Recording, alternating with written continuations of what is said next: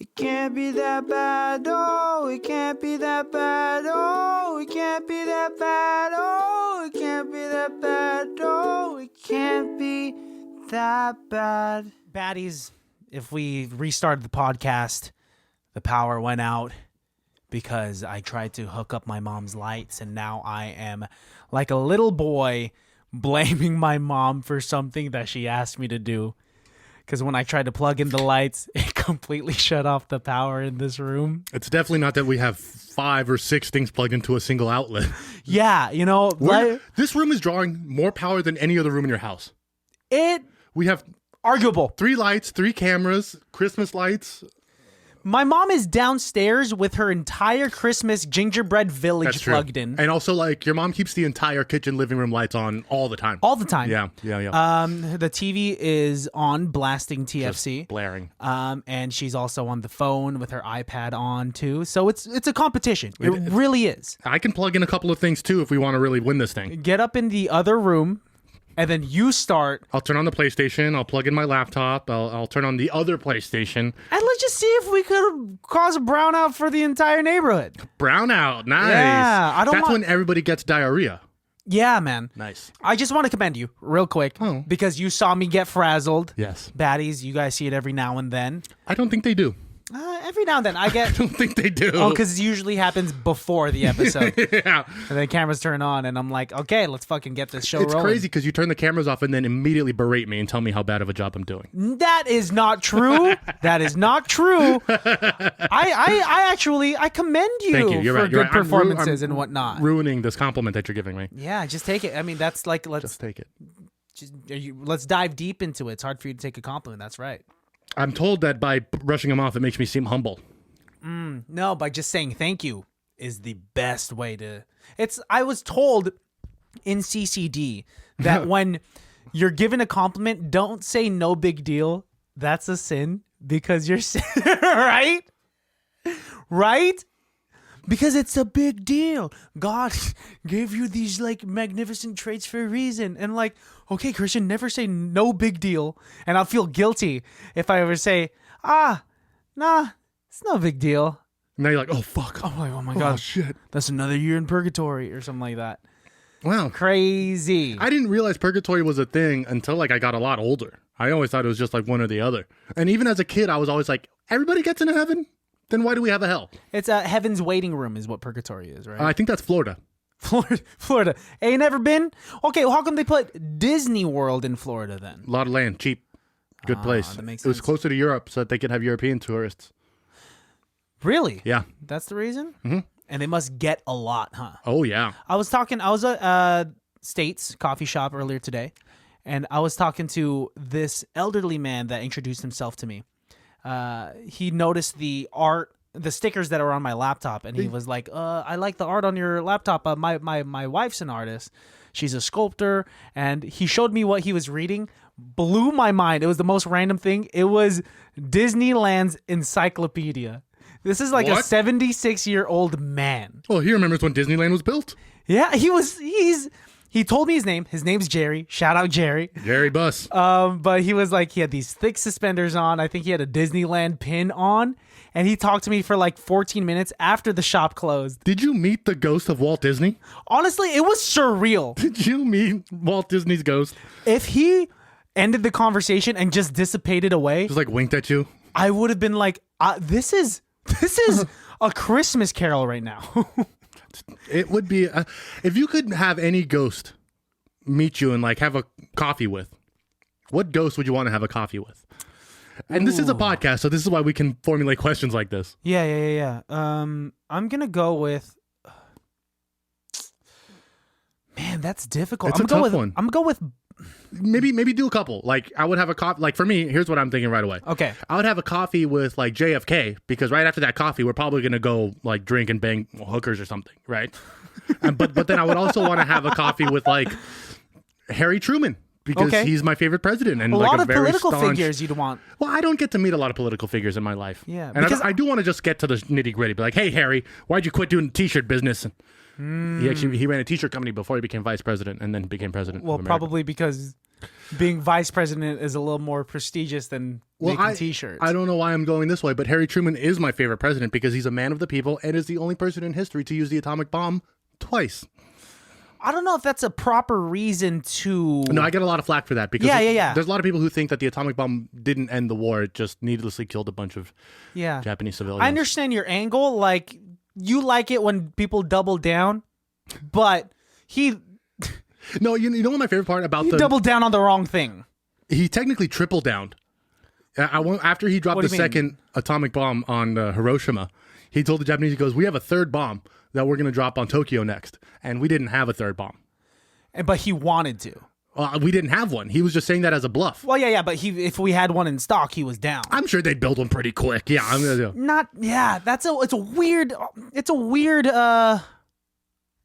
thing to double down on, man. The atomic bomb. We had to end the war somehow. The fact that you could either that or a full invasion of Japan. The fact that you could split an atom, that concept itself, and it's just insane, right? You know what the craziest fact about the atomic bomb is? What? That because it splits a mile above the ground, there's a small cone right underneath the explosion that doesn't get hit with any radiation or anything. So if you are where the atomic bomb actually explodes, if you're like you're safe. Directly underneath, and they tested this in the desert with like 5 or 6 different, I think they all got cancer later from something else, but no, like there is a small cone of survival right in the center. But if you're not in that tiny cone, your like skin gets melted off and your shadows are etched into the ground forever. You're done. Which is one of the most metal things I've ever heard of in my life. There's still like shadows in Hiroshima from the people who got hit with the bomb. I don't think a lot of Call of Duty gamers are spooked enough by the map that is Nuketown. So I just went back and started doing the campaign for Modern Warfare. Yeah. And there's a whole level where you are I don't know what, a Middle Eastern child getting bombed and gassed by Russians. You have to, like, as a child, stab a soldier. It's the most intense level. You're a kid? It's the most intense level I've ever played in my life. I mean, the fact that you're a kid stabbing soldiers. It's worse than in Modern Warfare 2 when you go into the airport and start shooting people. Is your character shorter than everyone else, too? It is. Because it's a first-person like your dad's shooter. there, and you're like, you have to run with your dad to go find your brother. And I should be playing the campaign for Modern Warfare. Yeah, man. you know, I'm at the point now where my PS4 is pretty much obsolete. So I'm going back and playing games that I don't need anybody else to play with me. Single player games, Yeah, man. yeah. You gotta play The Last of Us. The Last of Us, which is gonna have a show soon. Yeah. Which I know you're eventually gonna watch because it's HBO produced, and you're always curious about those. I'm always a little curious. Play the game, man. I'm so curious. Or it's like watch some streams on it, man, because the voice acting is impeccable. I have a tough time, and I know this is gonna sound really bad. What? I have a tough time playing video games where I'm a girl. You're not always a girl. Oh no? No, dude, you play as Joel. Okay, I'm Joel back is into this it now. like grizzly, jaded, 46-year-old in the first one that, you know, loses his. I'm not going to spoil anything. Blah blah blah blah. He loses someone precious to him. Yada yada yada. Yada yada yada. Spoiler alert from a game that came out 10 years ago. Impeccable, and the second one just gets better. And the fact that Pedro Pascal is going to portray him in the next one, dude, you got to play it. But you're okay. This is the reason why you probably won't want to play it, is because it's scary. It is kind of scary, right? Very scary, actually. But zombies actually don't scare me. I mean, of course, a jump scare scares anybody. Well, but it's a different type of zombie, and it's also the way that they execute the gameplay. It's the scenarios that they put you in. It's the lack of resources that they provide or don't provide. I not to change the subject too much, but I recently downloaded a game called Stranded on PlayStation. What's it about? It's literally you in a first person. Your airplane crashes and you're stranded, and you end up on an island, and you have to try and like survive on the island. It's really fucking intense. Whoa, I'm down for any game that simulates a It's really, because at one point like a scenario like that. you can make the decision like, well, I'm just going to take the little raft that I have from the airplane and try and like row out to that other island over there, and like you can do pretty much any decision you would make on a stranded island. It makes What have you done so far? I gave up after day 2 because I kept dying. I couldn't find any food. You have flexed before on this show that you could survive pretty long on an island. But this is a video game. Well, this is the closest that. No, I think the closest thing would be the show Survivor. Yeah, But which like, I would dominate at. how obtainable is it to become a contestant on that show as opposed to trying out in the game? I've auditioned for at least 3 seasons of Survivor. They've yet to pick me. I don't think I have the abs for it. Do it again. You don't need abs, man. You don't. Have you seen Survivor? Yeah. There's some. Yeah. No, but here's my problem with not having abs on Survivor. They're going to put me on the nerd team, or they're going to put me on like sexy versus ugly. And I'm like, why am I on the ugly team? Like, that's you projecting upon yourself. Wow. What if you ended up on the sexy team? This is where you are. Wow. Your view of yourself is like, you're going to be on the nerd team. If they put you on the nerd team, you're going to be like, why the fuck am I here? But if they put you on the sexy team, you're going to be like, why the fuck am I here? You're never happy. It does remind me of when we did Challenge Day in high school. Yeah. And they had me stand on the side of the room with all the bullies. Made sense. Do you remember that? And I was like looking around, I was like, what the fuck? And you and Austin were on the other side. Made sense. You remember that, right? It made sense. Because I think about that moment all the time, because I was looking around, I was like, all these people are kind of like assholes. And like, I'm not with these people. I'm like, and all my friends are over there. Because you were standing on the other side of the line and you had Milton Lau's head and you were giving him a noogie. Fuck you. You're like, why am I on this side? And then you had like... Honestly, of all the kids that I did bully, he was the meanest one to me first. He was a secret bully. He was really mean to me, and like nobody ever believed me that he was mean to me, and that's why I went back hard. You know, I'm not like a strike first kind of guy. Sometimes you are. Okay. If it's a dog eat dog environment, you gonna eat another dog. I love dog. Oh, your Asian's showing. Oh fuck! Sorry, I thought I covered it up. No, but that was depicting. Was that a wake up call for you, man? It was, yeah. Honestly, in a way, it was, because I always thought people knew that I was joking. I was never a bully for like mean purposes. You said something on Matt Patullo's episode. After editing it, I listened to it again, and I want to revisit it. But you said that people don't change. Like the example you provided was that that kid that stole your chocolate milk and poured it all over you in the 3rd grade is still going to be that kid that poured chocolate milk all over you, right? For sure. So, and do you apply that rule how do you apply that rule? And how much do you grasp onto that belief? I don't know if it's something that is a rigid belief, but it is something that I do keep in the back of my mind. Mm-hmm. Especially if somebody comes back to me and they're like, oh, hey man, how you doing? Like I'm way different. We've changed and something like that. There's a person, and I won't say their name out loud, but there's a person who you do not like in any capacity. And I have admittedly no problem with this person because I've never had a problem with that person. But if that guy ever reaches out to me, like on principle, I don't want any association with them because you're my boy, right? Thank you. But then at the same time, like everybody's telling me that this person has changed a lot and is way different. But here's the thing where I come back to, I mean, sure, I hope he does. I hope he's a great person now. But at the end of the day, he's still that guy. Still that guy. Okay. Yeah. Right? Yeah. Because I've hung out with, if you know who I'm talking about. Of course I know who I'm talking about. I've hung out with his older brother. I don't know his older brother. His older brother's cool as fuck. That's fine. Yeah. I don't think it's just because you're related to someone doesn't mean that you are that person, right? Agreed. A lot of the times it means that you most likely will be the opposite of that person. Potentially. But I do have a little bit of guilt when I hang out with his brother because I'm like, oh man, I hope Christian doesn't care. I don't care about that. If you're hanging out with the guy that we're talking about, then like I'll question it a little bit. But I bring that up too because like, would you think if he came up to you right now, if he called you right now and said, hey, Christian, I've changed a lot. I learned a lot about myself in the last 10 years. No, there has to be a less direct, I don't know. There has to be a certain way to present it. I'd have to see it in a different way, but if you guys chances are slim to none. If you guys were like at a bar, not together, but like all of a sudden you bumped into each other and then you like shared a beer together and kind of chatted it out.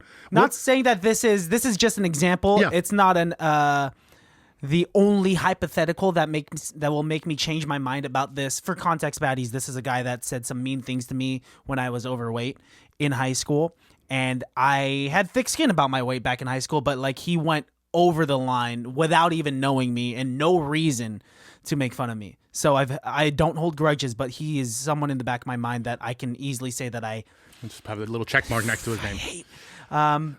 This is the only way maybe that I could even think of him being a better person. He's a dad. He got himself, he's grounded. He's not getting himself kicked out of bars. He's not stealing from people. He's Not giving people fake money. yes, he's just like if you Jesus Christ! If anybody's from Benicia, they know exactly. you know exactly, who we're and I don't talking give about. a flying fuck if you hear this. I think it is very important for me because a lot of people that are listening to this, especially if you're from like where we grew up, you have this certain depiction of me that I was this funny fat guy that is too nice. And I've said this a lot of times that I hate that is an attached narrative to myself. Yeah, and only one of those things is true. Right? Which one? What are you talking about? The funny one. Thank you. But I think it's important for me to know that like I do stand my ground, and I did stand my ground when he called me Godzilla, when he called me King Kong in the locker room. Very mean words. I've never spoken a word to this guy. King Kong in a different light though could be a cool nickname. Yeah, but not in that sense. I had enough social intelligence to understand where he was coming from. Yes, like that you were trying to, I feel bad for some kids that get bullied and think that it's they're just being friendly. Right? Yeah, I mean, our responses are different to things like that. When I was attacked like that as a kid or was getting bullied, like my response to that was to just turn around and do it straight back to them. Yeah. Right? Because the reason why why I ended up being a bully. Yes. Okay. So this is why I still decided to be your friend even after our first occurrence with each other, right? You talking about the sandwich in the locker? Yeah. Because I know, I'm so sorry. Two things. Well, that and like when I first came, like the story that all the listeners already know is the fact that you like threw me under the bus and called me for it, which I'm obviously not mad about. We joke about it all the time. I didn't start that joke. I just perpetuated it. But if we're going to dissect that joke, this is why I'm saying I do believe people can change. And I also believe that people do things that they isn't in their character. That isn't in their character, depending on the reason. Like your intent was like that you were. I was trying to get it off me. Yeah, you were just trying to survive in this dog eat dog world, for right? sure, To bring it back full circle. No, I mean, yeah, that's an incredible point of the intentions behind what's going on, and also like we've been able to like talk about it, and I've been able to explain myself, and like it's not like anybody made a decision in the 7th grade that they're proud of now. Yeah, yeah. I mean, it's that no, definitely, and which is you need to take into consideration like the person's maturity level, sure. Like even or lack thereof. Yes, because we're all growing kids, especially like moving here. Like Benicia is a pretty well privileged place. Oh yeah, without any question. Yeah. I mean, it's a nice place to grow up in, and so coming from a place like Pittsburgh, I'm gonna beat you to the fucking jug before you can even say it. I thought you were from Antioch. But from being from Pittsburgh, where there's a lot of poverty, there's a lot of crime, coming here and seeing the difference in lifestyle and not being able to wrap my mind around it because I wasn't mature enough for sure to say it. Because you don't even, it's not, I don't know if it's necessarily maturity, but it's not something that you ever think about until it's prevalent. Yeah. Right? I mean, you don't know, nobody knows how poor they were until they start telling other people stories about how they grew up. And then they're just like, what? What do you mean everybody shared one box of mac and cheese? Yeah. They're like, well, that's like, a box feeds a family of 5. And they're like, no. I was listening to a podcast with Dr. Drew as a guest. And he was talking about and I know people agree or disagree with him or like him or dislike him. But he did have this interesting idea for a show. He says the title of the show would be Everyone's Got One. And he would just go up to like a McDonald's worker and be like, hey, what's your story? Because everybody has a story. Right? It's like Humans of New York. You know that page on Instagram where they like take a picture of somebody and then they write their story? Whoa, no, that's incredible. It's great because they'll take a picture of a guy and he'll be like, I used to be in the Navy. And no one knew, right? The nicest homeless population that I've ever run into. New York. No, they were I wouldn't say they're nice. They just deal with their own shit. But Davis, when I was going to school in Davis, there was this one homeless man that I would always cross to get to the bus to get to my classes from my apartment to the bus. And I slowly and surely got to know him. Of course. And one day I sat down with him. I was just like, he just told me what he was. And it's a common story for the homeless, but he was a veteran, And he was completely competent, knew his situation, and he was telling me about the poor life decisions that he made to slowly but surely get to where he was. Yikes. Everyone's got one, man. Right? You're 100% right. You're 100% right. And for a country that prides ourselves on our love for our military, we do not treat them well as soon as they get out of the military. Yeah. It's the system needs to be fixed somehow.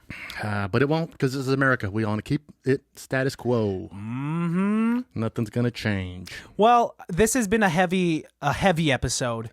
I think I was gonna say welcome. Technically, this is still the intro. Yo, I was ready to welcome the baddies, but then the power went out, bro. So it's the power's fault then. You know what it is? My mom's fault. When the power went out, we still did the welcomes.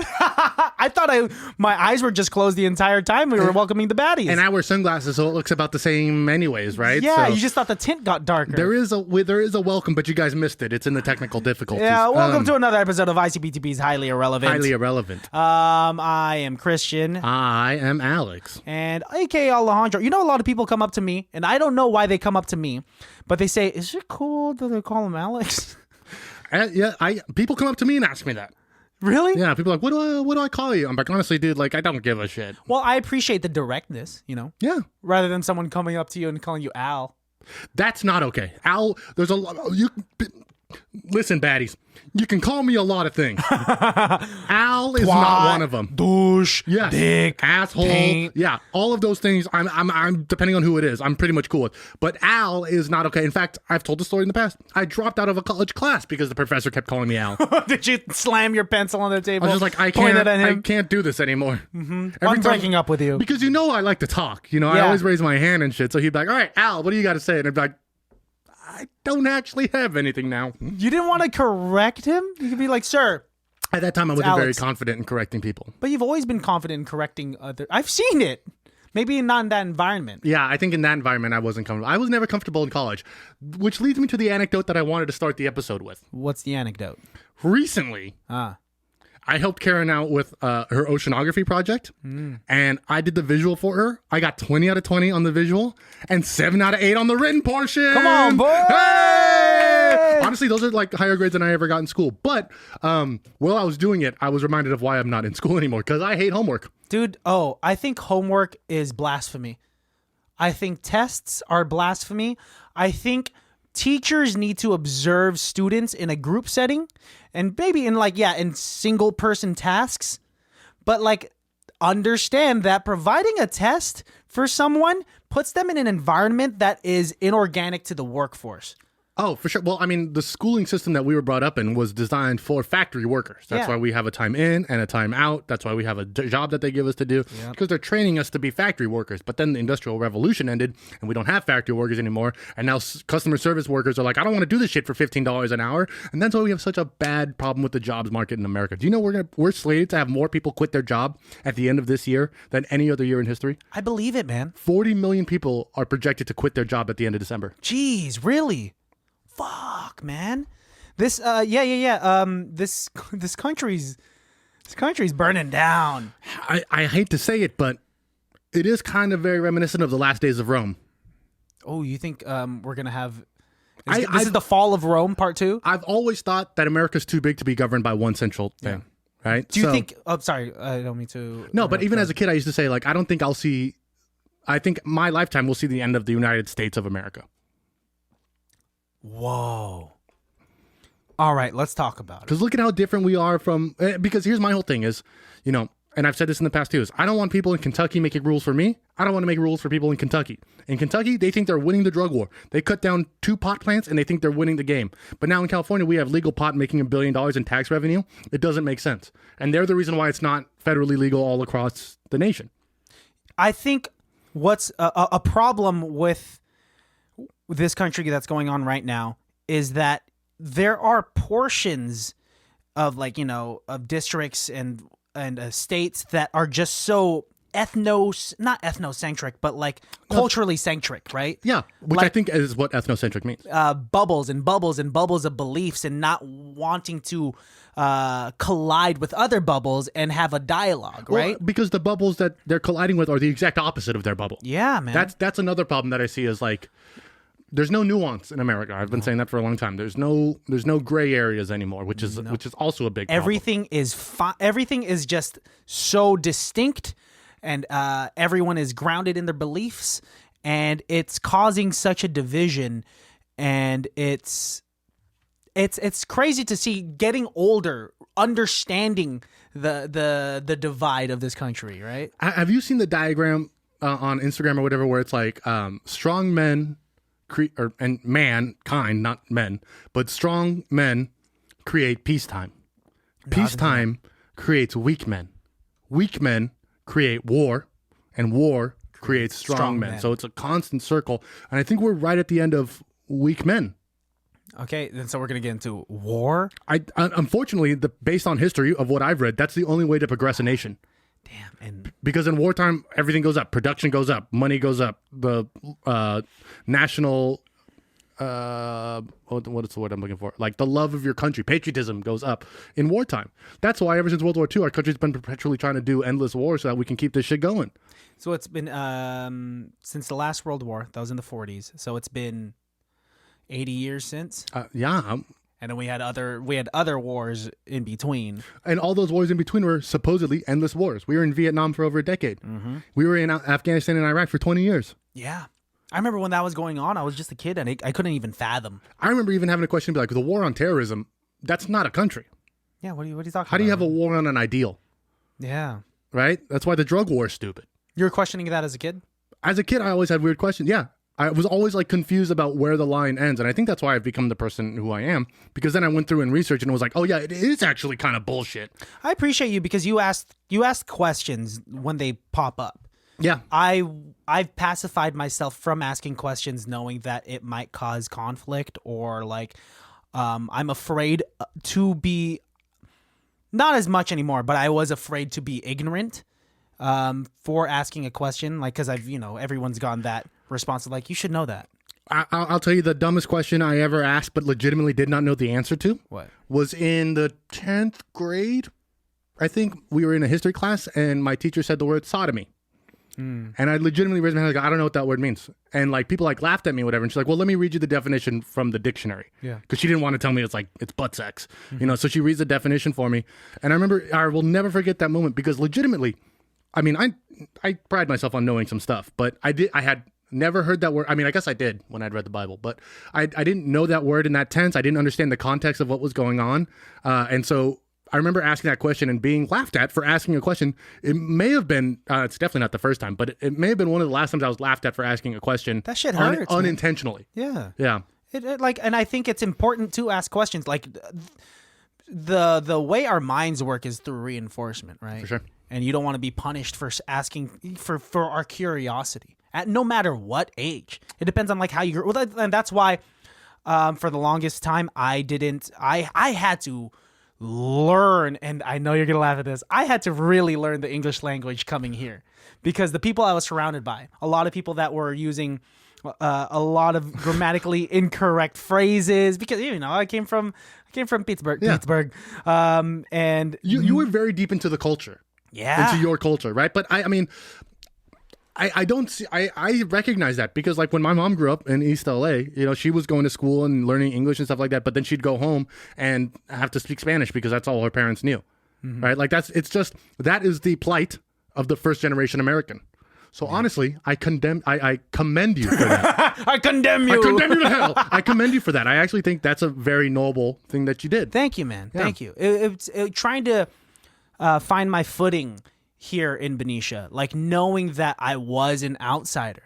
Dude, like to get back to it, there is a guy, this is an example of a person, and I won't state his name, of a bully in the 7th grade. I had PE with this guy.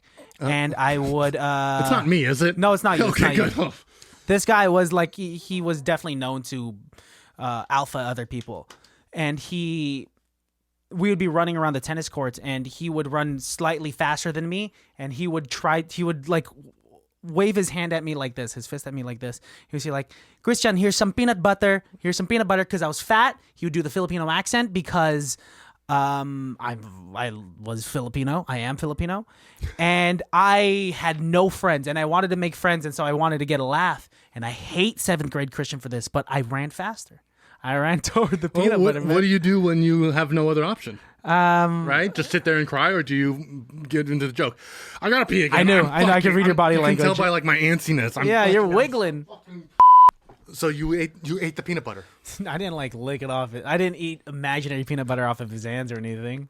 But this is what I was getting at, is that he's a prime example of someone that I've noticed has made a turnaround in life. Mm-hmm. Because, do you know who I'm talking about? Yeah. Okay. That person now has children, if I'm not sure. Yeah. And has found his footing in society and as a person, and like has a wife, I think. Yeah. And just seems like a good person from what I've seen and what I've heard in the past like decade. And that's somebody who I've known since like the first or second grade. So I've really seen that person grow and change and be a bunch of different variations of himself. And to see where he's at now, it is very, it's good. Yeah. Good for him. And then to what extent do we give the benefit of the doubt? And I know you hate that phrase, but like for those actions, what was the reasoning behind it? Like you had to like poke fun at me because you were being poked fun at, right? Yes, but now in retrospect, I don't know if I had to do that. That was just my response. It's a choice. I mean, like obviously, like it's a thing in grade school, right? It's like it's this. I'm not the first person to do it. Of course, That's for sure. it's an unspoken climb of the hierarchy in grade school. The animalistic kingdom. Yeah, dude, it's so, man, children are fucking savages, man. Keep going. It's just the lack of filter. Honestly, and I've said this also a lot. I'm doing a lot of repeating today. A group of teenage boys is the scariest thing in the world to me.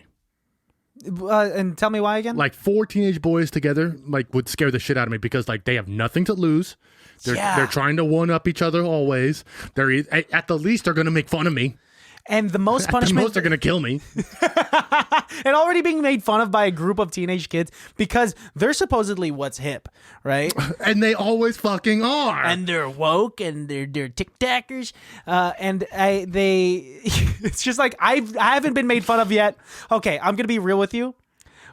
When I go jogging outside and I see a group of kids in middle school or like high schoolers, I have this slight fear that for some reason they're gonna like make fun of me. Oh yeah, right. Of course. Some reason, because they're in a group. And it's worse when you run past them and they start laughing. Yes.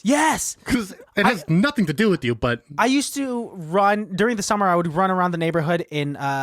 Have you seen me in like my muscle tank tops that like show my titties a little bit? Oh, I have. Running in that, my titties are showing 90% of the time. I love it. And I once saw a group of kids glance at my nipple and hold in a laugh. And I had so many hypothetical scenarios just pop in my mind. I'm like, I could yell at them, use big words that they don't know, tell them my pay, tell them my well, I went to school and I make more money than you. That's the best argument for a child. Show me how much money you got in your pocket. I make more money. $15, you bitch. Oh, I got that in an hour. The fuck you gonna do? You gonna go to Rayleigh's, get a sandwich? You bitch. Can I have half of the sandwich? Yeah, fuck you. Punch all 4 of them with one fist. So what'd you do? Nothing, just kept running. Good. That's the right reaction, though. But you're right. They have nothing to lose. The most punishment that they could receive is just like, I'm a minor, so I can't get in trouble. They'll get reprimanded by their parents. No, they won't. I'll get reprimanded by their parents. Yes, you will. And by society and by law enforcement. Which is why I'm not going to fight a bunch of teenagers. I think I would lose a fight against 4 teenagers. But if I was against 4 grown men, I think I would be able to hold my own. Yeah. You wouldn't win because they're 4 grown men, but you'd be able to hold your own. Yeah, kick a couple of them in the knees. You know, hit one in the throat.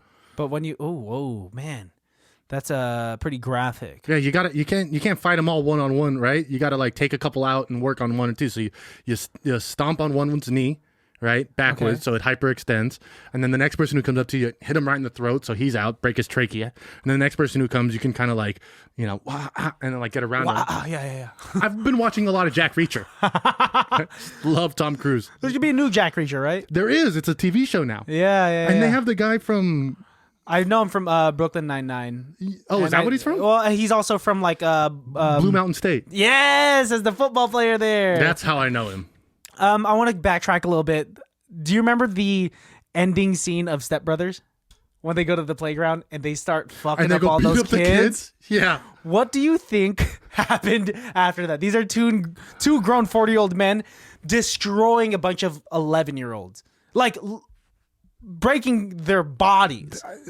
Correct me if I'm wrong. Did they not pick up one child and spin him around to hit the other children? Yes, I think at one point they grab them they elbow lock their heads, two of them, and spin around so that their flailing bodies Yes.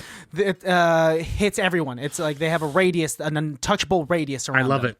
it. I think they both got elected president immediately, and they're both running multi-million-dollar companies. I disagree. Jail time. Jail time. Prison time. Yeah, prison time. Yeah. For sure. For child abuse. I have a question I've been meaning to ask you and Yes. clear up. Yes, I will. Because I went to a Brazilian steakhouse. I had a lot of red meat. Yeah. Gout is definitely in my future. I love Brazilian steakhouses. So good, Yeah. but then like after you have a lot of it, the meat just starts. It doesn't matter what cut it is, how it was cooked. It just starts tasting like meat. Yes. The term meat sweats. Is it when you eat too much meat and makes you sweaty? Or is it when you leave meat out for too long and the meat starts to glisten? When you started this, I thought it was going to be a question that you really wanted to ask me for a long time, but didn't have the nerve for. But the answer is meat sweats come after you eat meat, and then you sweat. Okay. Because if the meat itself is just left out and starts sweating, I've seen that with like a charcuterie board sitting out for a while. like so the like grease of the salami suddenly grease of the becomes salami, shiny. right? Yeah, it's like because it's the fat. Honestly, though, that's when the salami tastes the best. Oh no. Mm-hmm. That's when it makes me hard to breathe. Maybe that's just You might like be my allergic own to salami. health. I'm not allergic. be My your throat's throat's not closing. closing up, man. It's not closing up. We should go to a Brazilian steakhouse sometime. The one in Concord, that's the only one I know around here. They have one in Napa, Gapo Gaucho. That's where we went. That's the same franchise that's in Concord. No, it's not Gapo. It's like Brazil Steakhouse. I think is what it's called in Maybe. Concord. I think it originally was a Gapo Gaucho. But though. you seen those dudes come up with the skewers real fast. They're like, oh, top sirloin. What do you want, the whale or the medium? Okay, Whale? they just cut. Oh, well. Well, not whale. They're not serving. They might. No, they would be shut down fast. I would. What's the craziest animal you would eat? Now I'm thinking about like Let's say you find yourself kangaroo. Ooh. I'm actually really fascinated with kangaroo videos when they're like fighting people. Okay, wait. I know in cartoons, kangaroos are given like boxing gloves and they can really They duke throw it out. hands. But in real life, kangaroos throw hands? Because they're very territorial. And the thing that they do to like make themselves bigger than the other kangaroos is they like puff up their chest. I've seen that. And they pretty much like do like a peck flex. Oh, they're kind of ripped. Yeah. They're kind of ripped. And they'll like swipe at you and then they'll jump and like they'll lean back to get all their like potential energy and then Yeah. they'll like jump at you. It's really intense. I just saw a video of a guy who was like essentially hiding behind a tree to have this kangaroo not punch him. But what did he do? he was like explaining all of it. He's like, this kangaroo's upset because I'm in his territory. He thinks I'm here to take away his mates. And he's like posturing for position. And then when he finally like stopped the fight, Yeah. the kangaroo did become a little bit like docile because he lost. But it was just a crazy thing to see an animal that is just a weird fucking animal. It's insane. Like I'm trying to understand the evolution of it because it's the face is like a deer. And then the rest of the upper body is of a man. It's an actual Pokemon. Yeah. A kangaroo That is a fictitious creature. Kangaroo is not. You know what else I was just reading about? I believe it's What? not koala bears. There's another marsupial that I'm thinking of that has 2 thumbs on each hand and 3 vaginas. Oh, it might be. It might be the By koala. 3. Well, one is for What? getting rid of stuff. One is for pleasure, and one's for holding the baby. Getting rid of stuff at like pee? Yeah. Waste, baby, pleasure. Yeah. And it's distributed I horizontally. actually like don't know. No. I Wait, don't know. wait. What? That was just to make my explanation. I don't know anything The about distribution of its sexual parts? One's on its hand. What animal is this? I'm pretty sure it's a koala. A koala has 3 vaginas? Yeah. No. And also eucalyptus doesn't make them high. What? It just dociles them. Okay. Yeah. They just chill out. It's CBD to them. There you go. Okay. It's Prozac. Koalas are not marsupials, are they? Yeah, they are. They are? They got pouches? Mm-hmm. Okay. 3 of them. Let's break down a marsupial because the fact that you prematurely give birth to this underdeveloped baby and you're like, here's the world. You can't see it fully yet. Now get back in here. Now get back in here and you're gonna chill in there for a few more months until you're a full baby. I don't understand why you just can't do the rest of the work in the womb. I think that's a question you should ask God. God, I don't know. There's flaws with humans that I need to ask God about. Did Noah put kangaroos on the ark and then only drop them off in Australia? You know, before being able to drop them off to Australia, did they not fight with Noah? Were they Well, there was only 2. That's still enough to take on this old man. He was really old by the time the ark took off, if I'm reading the book correctly. How much time did he have to get all the animals on the ark? 400 years. That's a lot. Silverback gorillas. And he's Noah? like, I'm only going to put these in the center of Africa. Yeah. So he had to sail there? Get off, carry the gorillas to the middle, leave them there, go back to the boat, sail to Australia. This is my problem with the Bible. What? These books don't make sense. I mean... Have you seen the Noah's Ark replica that they have in Kentucky? No. They have an exact scale model of Noah's Ark in Kentucky, and you know what's in there? Where? What? Dinosaurs. You have told me this. Because according to these people, Noah also put dinosaurs on his boat. You have told me this. Is Pangea existing in the Bible? No. No, because according to the Bible, the Earth is only like 4,000 years old, and Pangea, the last time Pangea happened was 600 million years ago. The idea of... And it's happened 4 times. It seems so satisfying, right? Just like puzzle pieces coming together, and you take them apart, and you do it again. The idea of plate tectonics wasn't an idea until like the 60s. Until someone saw an earthquake right before their eyes. Oh. Like, wait, if that moved that much. But like even little kids would be like, South America fits perfectly with Africa. Like it fits perfectly that right makes there. sense. Well, but plate tectonics wasn't a thing until... We're conditioning children to fit a triangle in a triangle hole, a circle in a circle, like a circle peg into a circle hole, right? Yeah, I got my circle peg in the circle Oh, hole. you do. I fit my triangle peg in the triangle hole. That's how I dirty talk. Hey, you want me like put my triangle? Like taper off. Hey, would you like to... What? There's a fine balance between being timid with sexy talk and being mysterious. Okay, keep going. So I'm just like this. I mean, like, you want me like... So that sounds almost mysterious, but really, it's timid. Man, dude. So, I'm so sexy. That was the funniest explanation you've ever given me for Give anything. me a sentence, I'll make it sexy.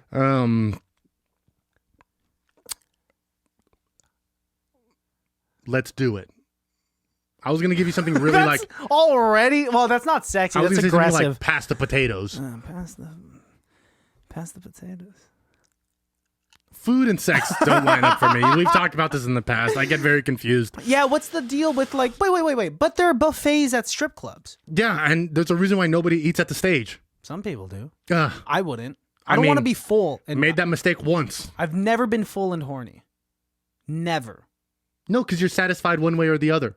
Ah. You're not craving satisfaction. That's the other thing. It's like I'm getting 2 different paths of satisfaction here. Do I want to be full and happy and full of food, or do I want to be horny and rigid and It's no. Rigid's definitely. I feel like a block when I'm just like after the Brazilian strip club? steakhouse. Oh. I was just like no. Like Melissa wasn't even home or anything. Like it's like it could even happen. But like it's the least sexy I felt. I have a tough time having sex after eating pork. I feel very bloated after I eat pork, very salty, and then it's just the last thing I want to do is roll over on a girl. Yeah, you can't eat you can't eat a strip of bacon and be like, all right, let's get it on. But I would put a strip of bacon on. And the next thing I want to talk about. Wait, what's the science behind aphrodisiacs? Do you know? Like a chocolate dipped strawberry apparently like activates something in your brain. Yeah, oysters. Green Oysters? M&Ms. I think it's the sexuality that we attach to these foods. Well, think about is it like how we eat it? So is it a societal thing or is it really more of like a physical thing? Is it the way you eat the oyster or is it because like you know that oysters are already an aphrodisiac? I think for us, it's the second one. Yeah. But the first people to like come up with it, I think we're just trying to like get a girl, and then like somebody overheard and was like, "Hey, did you hear what that guy just said? He said oysters make girls horny." Can you think of any like ethnic foods within our cultures that are sexy foods? Green M&Ms. No. But no, green M&Ms are an aphrodisiac. And I think it's because the character is a woman. Oh. The character of the M&M, she's the only girl. I wasn't going in that direction. I was thinking that green M&Ms are usually associated with a strict rider. You know, for like That was brown M&Ms, and that was Van Halen. Okay, Yeah. all right, never mind. Scratch that. No, but that's one of the. And then strawberries are like, you ever cut a strawberry in half? It's kind of sexy. It kind of looks a little, I had this biology That's why class. I don't eat bananas. This biology class, we had to dissect an oyster, and my partner was female, and I didn't know what to say, and we opened up this like clam, this oyster, and all I could say was, Nice. "Looks familiar."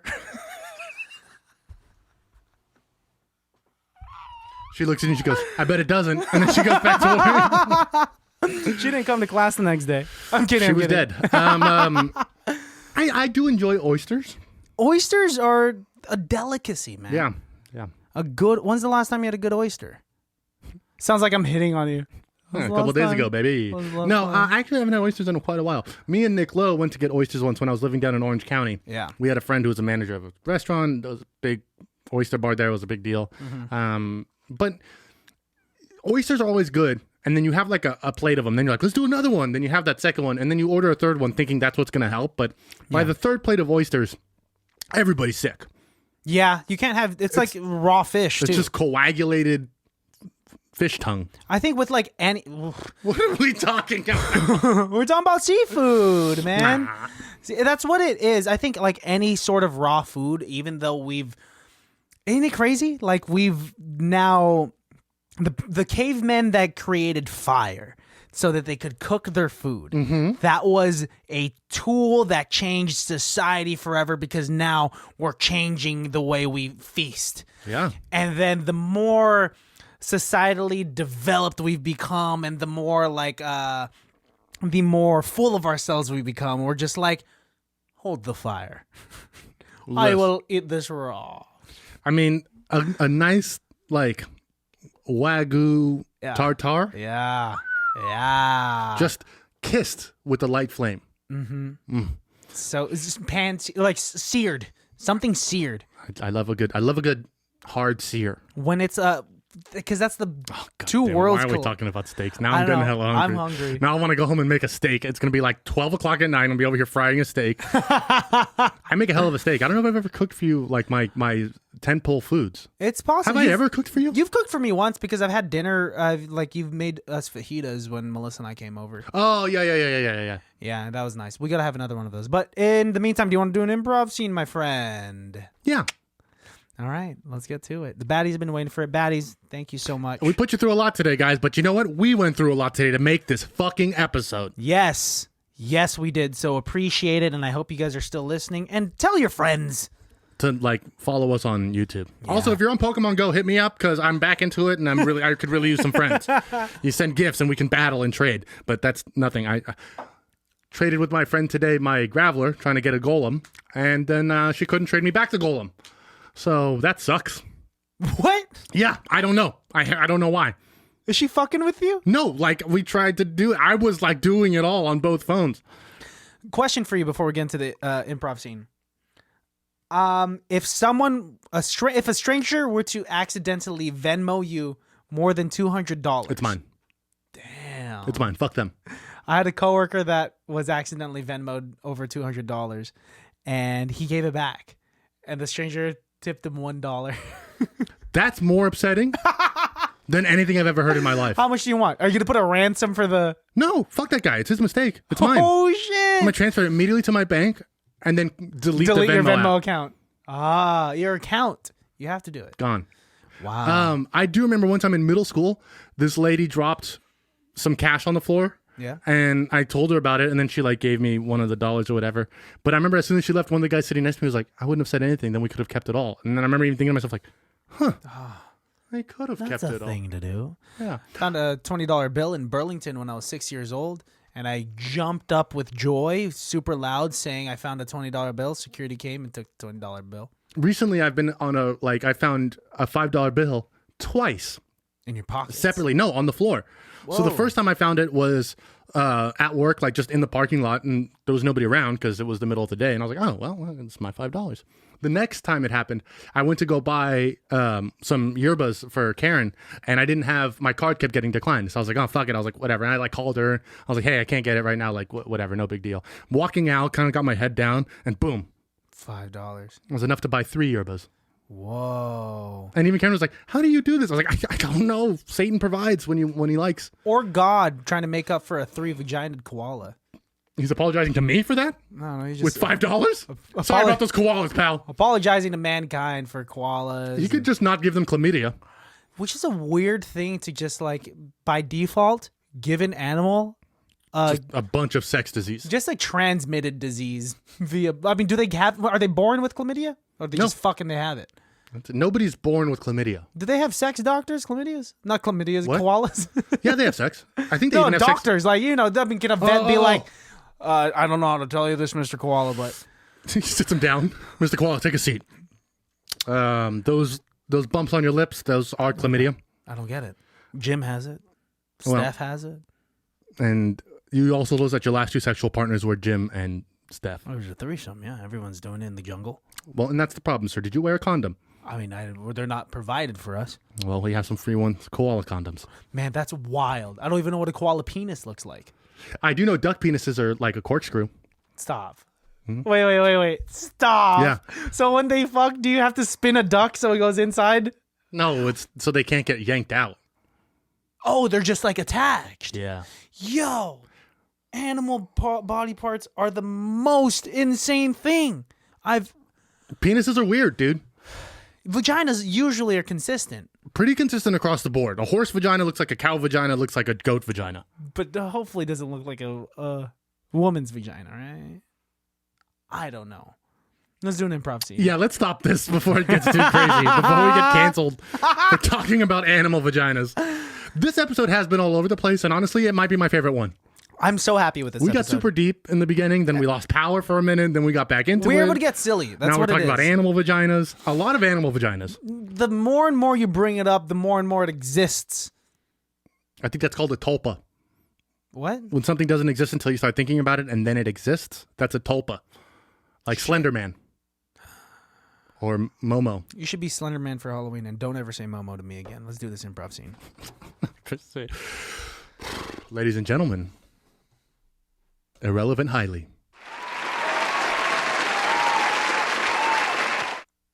Mr. Koala? Yeah? Have a seat. Yeah. It's a Friday afternoon. I was going to have drinks with the boys at Chevy's. It's odd that you called me in here, Doc. Well, I got to talk to you about something pretty important. All right. Well, can you make it quick? Because we have a 5 o'clock reservation. As quick as I can be, but if you will please sit so we can discuss this. Okay. There's really no easy way to say this, but does your sister have a boyfriend? Does my sister have a boyfriend? Yeah, I'm recently single, and I know you have a sister, and I'm just wondering if she has any like highly inappropriate environment to ask the question. But Sarah is single. She's casually seeing Jonathan, but I don't see how this is. Doctor, yes, you have a well-paying job in eucalyptus. It's amazing, and I know that you could support a family, but highly inappropriate. I just thought, we've gotten to know each other over the course of these last few weeks. Oh, also, you do have chlamydia. We've been getting to know each other over these Wait, slow down. What? What did you say there? We've been getting to know each other over the last few weeks? Before that. That I'm looking to date your sister? After that. Oh, you have chlamydia. Whoa. I thought that was just an urban legend. No. Actually, like 9 out of 10 koalas have chlamydia. I was thinking I'd be like 1 out of what? Yeah, no. Sorry, pal. Do you have chlamydia? Yeah. Oh, rampant. My body is riddled with chlamydia. How do we? Nothing you can do. Just something you live with. So your sister. Cut to all of Mr. Koala's past sexual partners. Hey, I'm knocking on like a tree stump. Oh. Mr. Koala, haven't seen you in years. My husband's home, so please make this quick. Jennifer, it's been somewhat 12 months since we've mated. It's been 11 months, 14 days. Yeah. But who's counting? When we did our thing, I had chlamydia. So I thought I'd just... Oh, that's fine. I have it too. Oh, you do? Yeah, don't worry about it. I'm a koala. Cut to another sexual partner of Mr. Koala. Jim, how you doing? Hey, Steve. Yeah. It's been a mere 24 months since we've had sex. Jim, you were at my house last night. Yeah, and that too. Yeah. Yeah. I have chlamydia. What? I have chlamydia. That's fine. I also have it. I'm a koala as well. Oh my God. Is this a common thing? Cut to the third sexual partner. Hello? Hey, it's me. It's Jim Koala. Jim, I'm sorry. How do I know you, Jim? Cut back to the Koala Club that they were at 3 months ago. Hey, 2 AMFs, 1 lemon drop, and a shot of Milagro. Thank you. I like this song too. How you doing? Good. My name's Jim. I'm here with the boys. We just came from Chevy's. You want this lemon drop? Sure. Cut back. And then I'm sorry, Jim. I was it Club Eucalyptus? Is that where we were at? It was Club Bamboo. Club Bamboo. The Club Bamboo, is that the one with the girls in the go-go cages, or is that the one where it's men? It's the one where it's a mixture of both. Fuck, Bamboo's such a confusing one. And how long ago was this? 3 months ago. Okay. Well, I have chlamydia. What? I have chlamydia, which means you probably have chlamydia. What? Cut to I'm allergic to chlamydia. cut to the mayor of Eucalyptus Town. It's a great world we're building.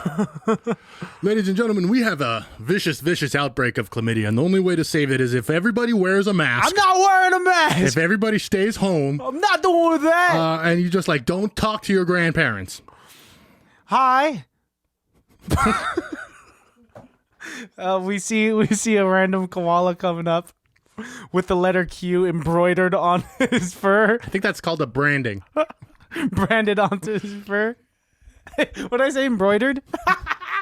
These are a bunch of Build-A-Bears. I am imagining the town from Zootopia. Oh, a little bit. Yeah. I was not, but now I am. It's all fake. Huh? Chlamydia is something that the government implanted into the minds of us koalas. What? Who is this man? So that we could divide, not mate, and eventually become extinct. Chlamydia is fake. It's a conspiracy. Stop wearing your masks. Koala Anon, you are not allowed to speak on this front anymore. I'm the Koala Shaman. We know. You actually make it very clear with the way you're dressed and have your face painted like an American flag. Cut to Koala Anon and the mayor of Eucalyptus Town having a final sit-down chat. You wanted to see me? Yes, you're not doing enough. You need to be making more noise about how this is a fake disease. I'm trying. I'm walking around with the staff. I've rallied up 50 other Q koalas. Have you tried getting, maybe a scientist on your side? Yeah. Who could be like, I know chlamydia is fake because I created it, huh? Cut to an episode of Koala Joe Rogan.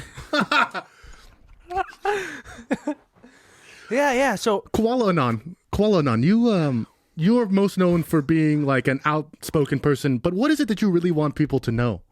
that it's all fake. Media's fake. Yeah. Koala media is fake, and koala politicians, they all lie to your face. Have you ever done koala DMT? Yeah. Nice, me too. Have you ever had koala elk meat? I love koala elk meat. I hunt for koala elks twice a year. I have 3 freezers full of koala elk meat. I hear you use koala horse horse dewormer for actually your no, chlamydia? It's not a horse dewormer. It's a medicine that doctors actually prescribe to other koalas. Okay, people are just slandering my name by saying it also is a horse tranquilizer. Cut to the CEO of Koala Spotify. We gotta get Koala Joe Rogan more time on air. More time. No, Oh, they're Swedish in Scotland. We've got to get the we've Koala got to Joe go Rogan. Joe Rogan, not to do it. To make him more popular. We are the Swedish koalas. See? Do you think animals have accents? Like if you met a dog in Australia and had him bark at a dog in America, Shit. do you think there'd be a difference? Arf, mate. Oh. I don't know what kind of bark that was. You were just excited to hear. An excited human in Australia. That's just called an Australian. Oh, there's the dog over there. That's actually not a bad Australian accent. It's getting worse. Like I said, don't ever compliment me on impressions. I'll never compliment you. Yeah, you will. You know you will. Let's get out of here, man.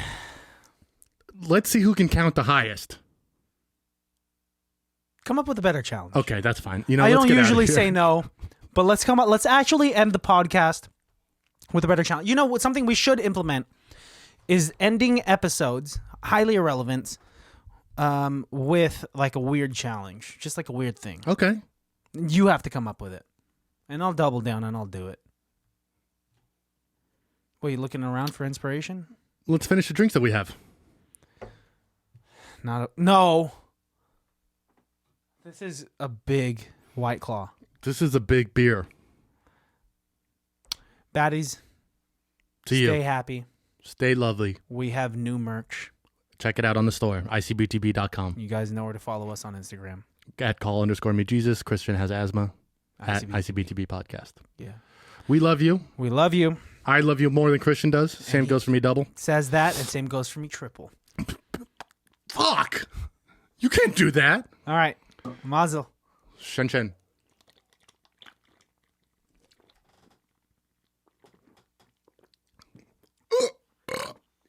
Can't be that bad, oh, it can't be that bad, oh, it can't be that bad, oh, it can't be that bad, oh, it can't be that bad.